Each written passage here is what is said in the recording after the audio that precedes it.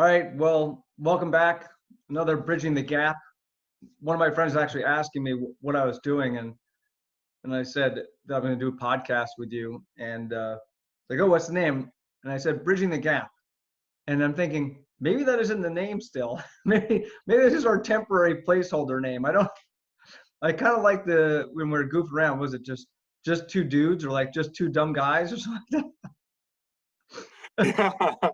You know, um, just some Socratic simpletons. I don't know, So Yeah, anyway, we'll end up with 10 names by the end of oh it. yeah, yeah, like those guys, Double Yeah. D, the D tribe. Yeah, it's always as we were talking just before we went live here, is it's always a time for self-reflection. There's almost never a time for not self-reflecting. I just think we don't really teach it. We don't really encourage it. And sometimes we discourage it, right? Sometimes we say things like, it is who it is, that person is who they are, or it is what it is, or like sayings like that just kind of, because when you say, oh, that person's always going to be like X, you're Mm-hmm. kind of just tattooing whatever personality trait you're talking about on their bones. They're never going to change anyway. You're almost discouraging everybody else from like, don't bother self-reflecting, because whatever your problems are, whatever your personality quirks are, they're just always going to be there because they're part of you. Which says like, don't bother. It's a waste of your time to self-reflect. It's a little bit like the meme I think I shared a couple of podcasts ago, that culture is peer pressure from people who have already passed away, like from dead people, you know? And it's Yeah. kind of the same thing. It's like, don't bother self-reflecting, just keep moving. And we seem to reflect as a group even less. To reflect Yes. on group decision makings when people get into that kind of group think on a family scale, coworker scale, countrywide scale. We do even less group reflecting on the macro side of like, what are we all doing? And is this who we all want to be collectively? And is this Yeah. what we all want to say about ourselves collectively? And then is this who I want to be within the group? It's a little bit, was it the Pareto principle or the Pareto curve, whatever, that 20% of people kind of move the ball for the other 80%. But what is that called? The Pareto, what do you call it? Pareto distribution? Is that what it is? It sounds right. Maybe that's what it is. And that's It sounds right. pretty much it. The number of people who actually want to reevaluate is a small percentage of people. So it's no wonder why you get those sayings of those who don't learn from history are doomed to repeat it. And since probably 80% of us are bad history students, somewhere in between not so good and bad in history, that's probably why very large organizations just don't change that much without some type of catastrophic event. And I think that this is such a worldwide catastrophic event that it really should bear some type of evaluative opportunity on the micro level, on the individual level, and then working through each macro level all the way through countries, and then into a global community of what is it worth for us to look out for each other? Yeah. Because that's one of the big questions is, and let's just forget about the conspiracy and just talk about the reality, which is somebody screwed up, period. Somewhere along the line, someone screwed up. And the faster that person evaluates the potential screw up, like, maybe that was me, the faster you can actually stop something. If I say, I think I left the stove on, whatever. And if I come home to ash, well, who could have stopped that other than the person who's like, why bother evaluating it? I'm leaving anyway. And then you have to hope that, all right, so then your place burns down, insurance pays for it, you get it rebuilt, and then you leave again, you're like, did I leave the stove on? It's probably fine. But if you don't even learn from the last time your place burned down, then you're not learning, you're not thinking in the present and self-evaluating. You're not learning from the past and self-evaluating. You're Yes. not projecting into the future. And in one of the classes I teach, we talk about time and our perception of time. And then we talk about finding out when your client is living. Because people always say, like, you need to look towards the future. You need to be in the present. You need to be right now. You need to look towards the past. If you're doing any one of those at the expense of the others, then you're losing something and you're missing something. If you live in the past, then you're not here and now, and you don't appreciate what you have and where you are, and you're not looking towards the future to move yourself forward. If you're stuck here and now, then you're not looking into the future to move yourself forward, and you're not learning from the past. If you're stuck in the future, then you're never happy, because you're always like, I'll be happy when, I'll be good when, and then you just keep moving that bar. And if you don't value all three, then you're either not learning, you're not in the present moment and reevaluating and present, or you're not pushing yourself forwards to whatever it is you want to become, you want to know, you want to do next. And it's hard to keep all three of those in mind. It takes a lot of effort. Yeah. I remember when Justine and I first started dating, and she's the one that forgets her keys type of person. And I'm the one who just knows where things are because I'm just that type of person. And I remember her saying something like, how do you keep track of all these things? And I said, well, at first it was very small. And then because I consistently leave things the same place, then it becomes very easy because it's long-term versus short-term memory. It's not a very difficult thing to work out scientifically, but it's a much more difficult thing to work out practically, because most people who don't start off with those habits just never acquire them, and just see it as an adult as a very difficult habit.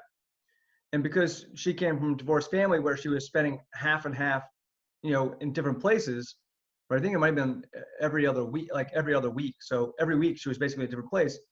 There's a different set of rules, a different location for everything. And when you're young, because I think her parents divorced when she's about 7, it's really hard to get a routine if you have 2 different places with 2 different routines in 2 different locations, and 2 different types of parenting styles and all this type of stuff. So it's almost like, well, no wonder why you can't find your keys most of the time. And then people are unbelievable at adapting. You just get comfortable in whatever situation you're in. However horrible the situation is, you end up finding comfort and routine in the situation just to survive, just for your. And people are incredibly good at it. The hard thing is, once you have that routine and you've survived in this difficult environment, and you get to a new environment, you bring the adaptations with you. Yes. And reevaluating those adaptations and adjusting them to the new environment, that is incredibly hard and has to be intentional, or it doesn't happen.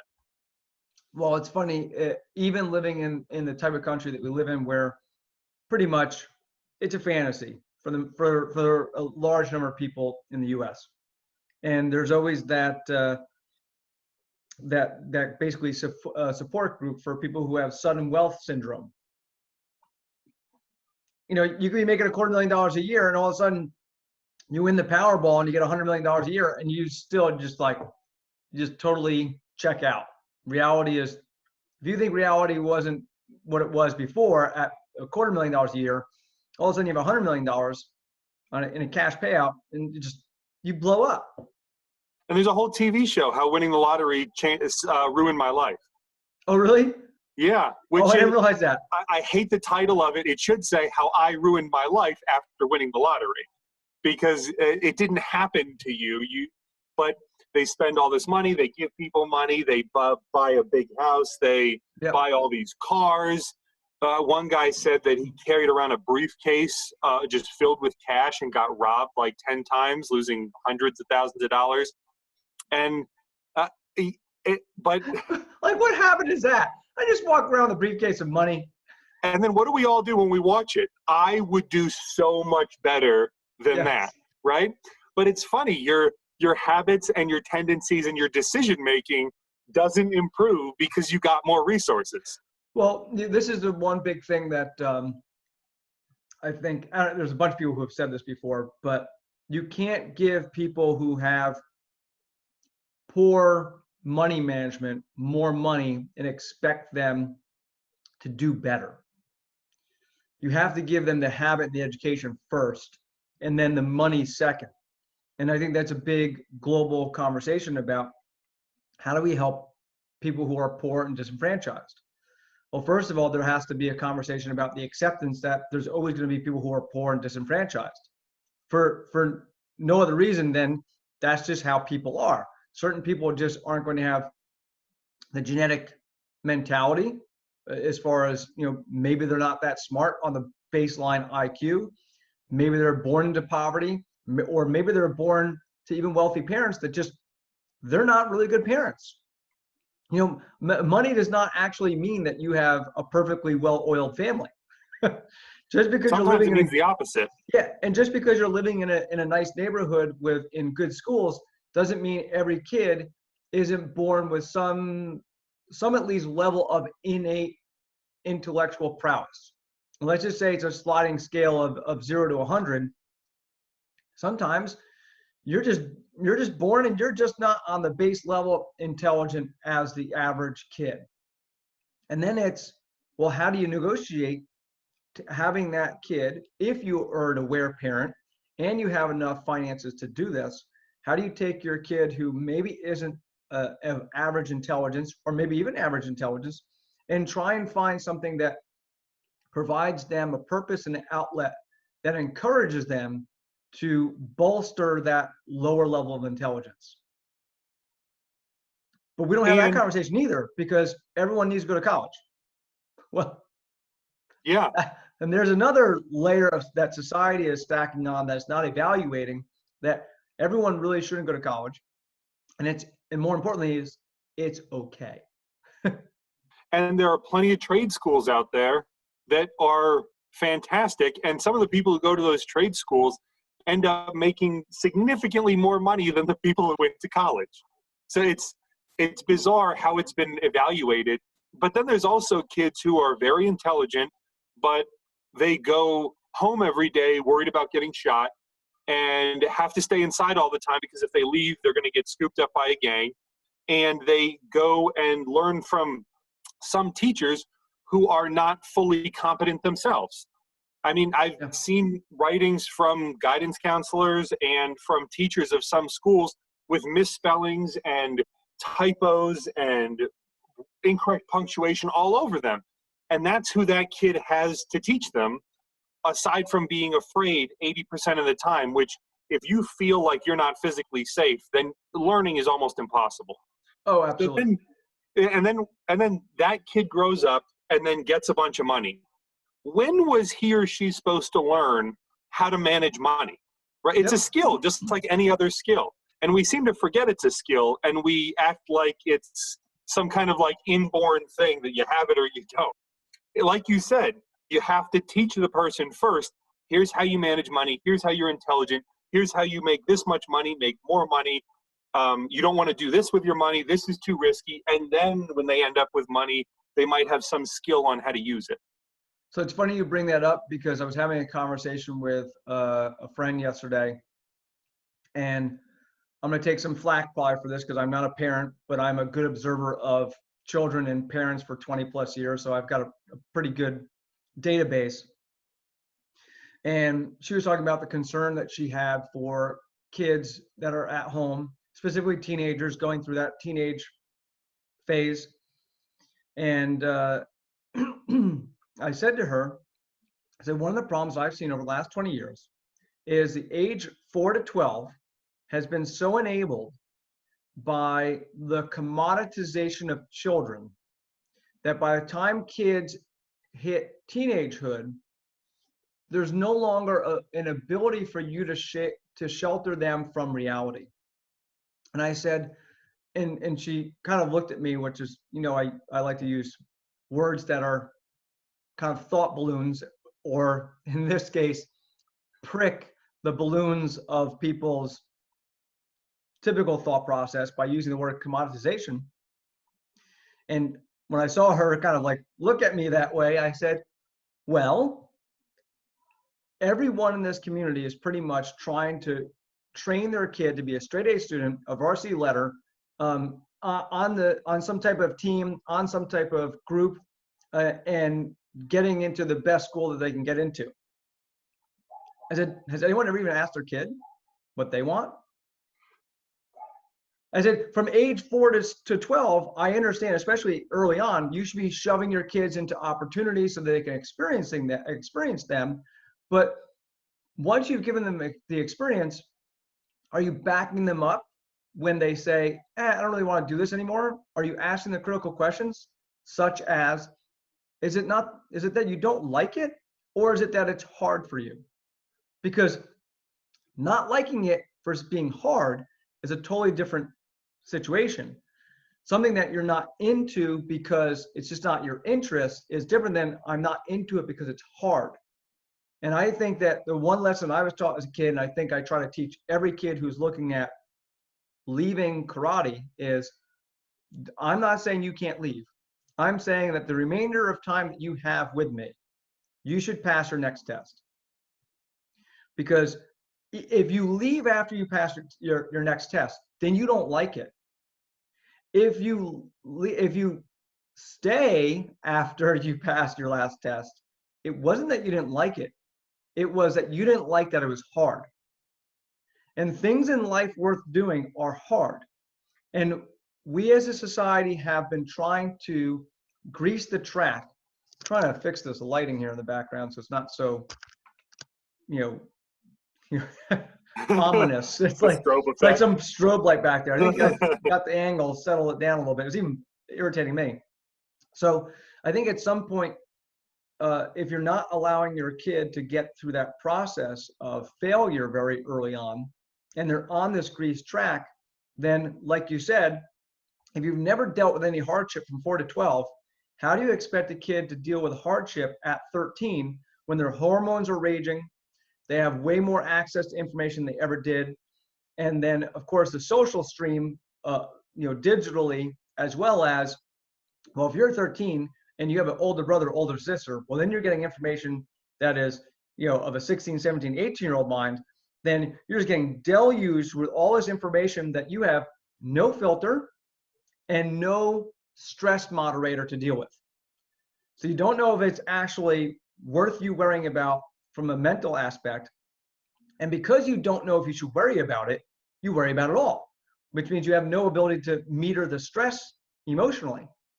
And let's not forget about the fact that young men and women are developing at that point and discovering their sexuality. So, and the whole time we're forgetting to teach them that like dichotomies are okay. You cannot want to do karate and want to do karate at the same time.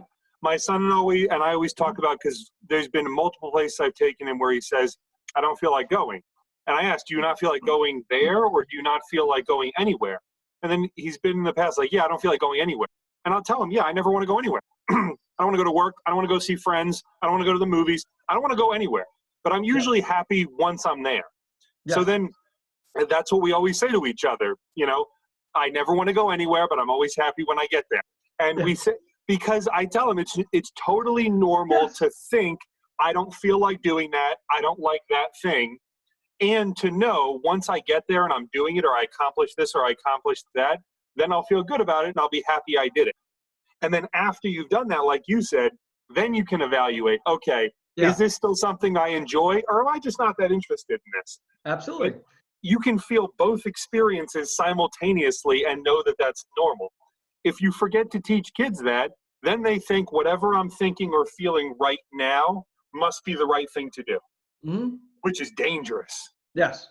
So just folding back on itself, part of the conversation we had was we growing up, and probably you included, because she's almost exactly my age, and I forget, you're about 10 years younger? I'll be 46. Yeah, I'm 35. Okay. So one of the things we're talking about is I didn't grow up, and she didn't grow up with parents that were as engaged in her life as parents are today, which is very strange because I feel like parents today are probably more busy with the technological tendrils that hold on to them at work longer. And my dad was a doctor, so my dad was just gone at random hours, and he could be gone for 12 hours at a time. So I just didn't see him that much. I definitely would see him on the weekend, and sometimes I would see him a couple of nights during the week, or maybe early in the morning. But you just never knew when you would see my dad. So one of the things that I said is, my parents were never that interested in what my friends were doing, or more importantly, my friends' parents. And today's parents, I feel like, are so overly interested in what their kids are doing, to the point that you can make someone feel uneasy by being uneasy for them. And I said, what type of message do you think your kid is getting if you always feel concerned about your kid? Then your kid starts to feel like, well, what am I missing? I must be concerned about something. It's akin to the statement you always make about the closet. If you tell someone that this closet over there, just don't ever go into it, there's a murderer in there, or whatever it is, whatever worst thing that you can think of that's in that closet, well, then what happens at some point where you're just like, I wonder what's really in there at this point, because I'm not worried. I keep walking by, I don't hear any noises, nothing ever comes out of it. My parents freaked me out forever. You start to wonder about those curiosities. And I think the over involvement in every child's life is the epitome of commoditization of their lives, because at this point, you're not allowing your child to come up with their own risk profile for life. You're just, for example, for me, presenting a 46-year-old's view of what a risk profile is. Well, my risk profile at 46 might be, I wouldn't swing on a swing set while standing on it. But I will assure you that my 4 to 6-year-old version of myself would absolutely have done that. And it wouldn't have mattered if I fell. Like, I see kids fall and I don't worry about it. And the kids don't worry about it. I see parents literally preventing their kids fall when they can, and then emote over it. And the kid is like, what's going on? Like, they don't really know how to respond to it. Sometimes they emote with the parents. Other times they're looking around quizzically like, what do you mean? What happened? Someone caught the chair, so I didn't fall. So like, what's the big deal? And then it's this whole emotional, ball that gets wrapped around that moment. And kids are hardwired to recognize how their parents are reacting to something, because they're trying to learn what's a normal reaction in this situation. Yes. So most kids, if something disturbing or bad happens in their environment, they look at their parent like, how bad is it? And if you're freaking out, they're going to go, must be pretty bad. And it's like the example I've given before. If your kitchen's on fire and a firefighter comes in flapping and screaming, you're going to freak out, because that's the person who's supposed to know what to do. If they come in, they're like, I got this, don't worry about it. You immediately calm down, because you're like, oh, maybe this isn't as bad as I thought it was. Yeah. But that's the parent role. And kids are hardwired to pick that up, and then they start to wire themselves in the same way the parents wired. And unfortunately, people tend to conflate anxiety, worry, and planning. They put them all together as though they're one thing. Well, if I wasn't anxious, then I wouldn't be prepared. Not true. Anxiety, and other people might operationally define these differently, but for the most part, anxiety is a standing state. Worry is overthinking about things that might cause anxiety. And planning is preparing for eventualities that you think might come in the future. You can plan without worrying and without anxiety. Absolutely. You don't require the first two for planning. So you can just plan and be prepared, and not overthink and overthink and overthink, creating more anxiety and more anxiety and more anxiety, which causes you to overthink and overthink and overthink. Well, this comes back down to the basic habits that a 4 to 12-year-old should already know. If you use a stove, turn it off. If you open a refrigerator, close it. If you open a door, close it. If you use a toothpaste, put the cap back on it. If you use a motorized toothbrush, turn it off. Everything has that dichotomy, as you're just saying. Yeah. If you go to school and you get homework, do your homework. If you're done with your homework, put it back in your book bag. Like, these are so simple. Now, it's simple for me to say as a 46-year-old, but no, it's that simple if you taught a 4-year-old.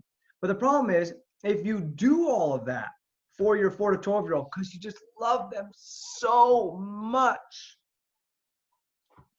you've disabled your child. You've literally turned off all the meters that allow them to navigate through society, so that they basically require somebody to hold them almost like a seeing eye dog.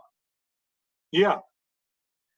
And you're not teaching them the why of anything. You're Yes. just teaching them, because I love you, because I said so, hey, you have to be respectful to me. Why? Because I'm your dad. That's not a good reason. No. But I always tell my son, no. Am I respectful to you? Am I disrespectful to you? Yes. Do I show you respect? Will I expect the same treatment back? And then now we're teaching, this is how people work. This is how society works. You give respect and you expect respect in return. You don't expect to be respected simply because of a title or a name or a position, including parent. Yeah. Parents have to earn respect just like everybody else. And it's probably the most important phase of a kid's life is their power to ask the question why. And if you give them good answers, you can sometimes, not always, you can sometimes turn off the why button for a little bit. Yeah, and sometimes they'll ask why about the same question 10,000 times. And it's sometimes people will be like, that's annoying. I already answered that yesterday. It's a technique that kids are using to try and get the information into long-term memory, because that process is not as complete as an adult's. Transitioning from short-term to long-term memory does not function like ours does. So they ask over and over again. They're practicing getting information into long-term memory. Yep. So you can either help them practice, or you can discourage them practicing and then be confused why they can't do it when they're a teenager. Especially by yelling at them. Stop asking why. Okay, well, how else do I do this? So this is one of the issues that I have, because things I've learned as an adult and things that you've just said, I think I knew what you just said intuitively, and I'm patient with my students, but I'm probably not as patient with adults because of that. Is that why aren't we having this conversation literally as soon as you're in first grade, second grade? When you're teaching the where, when, why, who, how, what, that should be taught so early on, so that as soon as they can basically say those words and spell those words, you should be having a conversation as to the importance of those questions and why we ask them. Specifically, like you said, why? We ask these questions and we ask them more than once, and we can play a game with it as a detective. Not only are you asking those questions so that you get the information and that you drive it into your long-term memory, but then you're asking that question of a person in order to confirm that they indeed are telling you what is true. Because if their answer keeps changing, then you should be suspect about taking information from that person. And it helps you problem solve. There's a whole leadership thing on the 5 whys. And it's asking why at least 5 times in any given problem. So, we didn't meet our production quota this term. Well, why not? Because the factory that produces widgets underproduced. Well, why did they underproduce? Well, because the machine broke down. Well, why did the machine broke down? Well, because Dave got sick. Well, who's Dave? Well, Dave's the only one who knows how to fix the machine, and he was sick for a while, so no one could fix it. Now you know what to fix. You need a backup for Dave. Why is only Dave the only guy that's doing it, right? Exactly.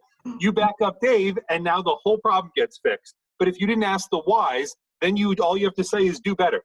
So it helps you your whole life to understand how to utilize why, instead of just saying, stop asking why.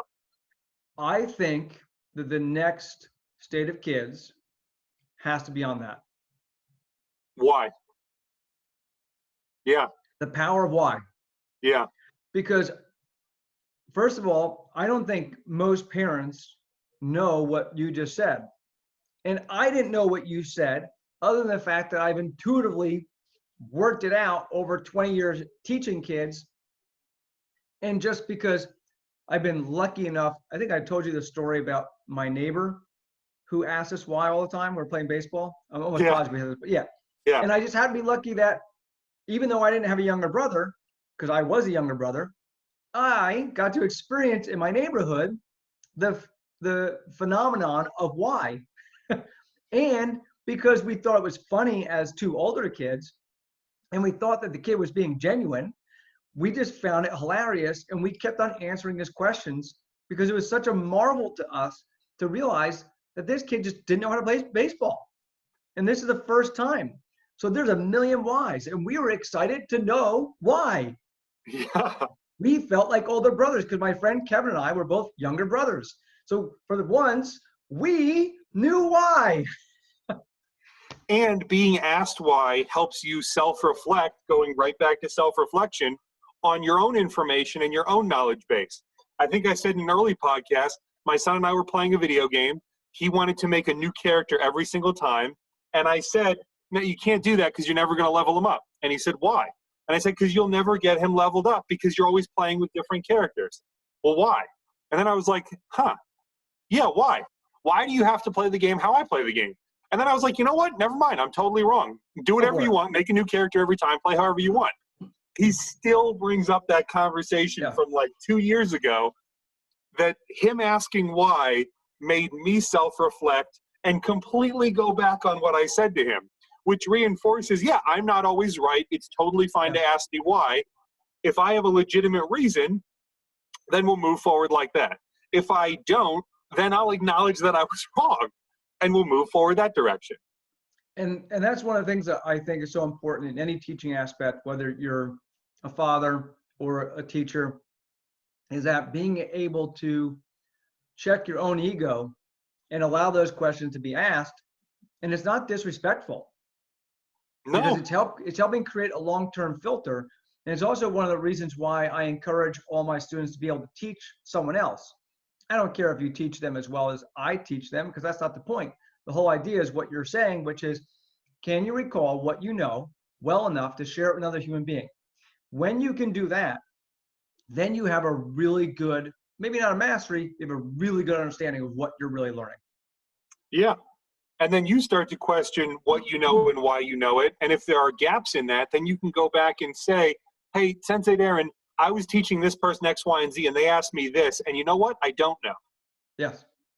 And there's plenty of questions that I don't know the answers to. And what's great is sometimes because I'm teaching a different type of person with a different set of questions or a different set of physical or awareness parameters, because it could be higher or lower than me, or just because I just took something for granted, then all of a sudden I get this question and it just changes how I teach this whole technique. Because one person asked me the right question and I share that with them as well. And this is, just to spin it slightly back to COVID, this is where I think this conversation has a parallel with what we're talking about, which is we need to be evaluating why we're doing everything every step of the way. And being in quarantine has a great opportunity for us to do it on the micro level, but on the macro level, every single official, every single scientist, every single politician should be asking that same question right now. Why are we here today? How do we get here? And why should we continue the path that we are on yesterday, today, or tomorrow? And if you aren't asking those questions, then you're failing us at leadership. Because every single one of those questions, you should go at least 5 whys deep. Why this? Why that? Why this? Why that? Why this? And get as many opinions and as much information as possible. And if it turns out what you're doing is the best thing after that process, great.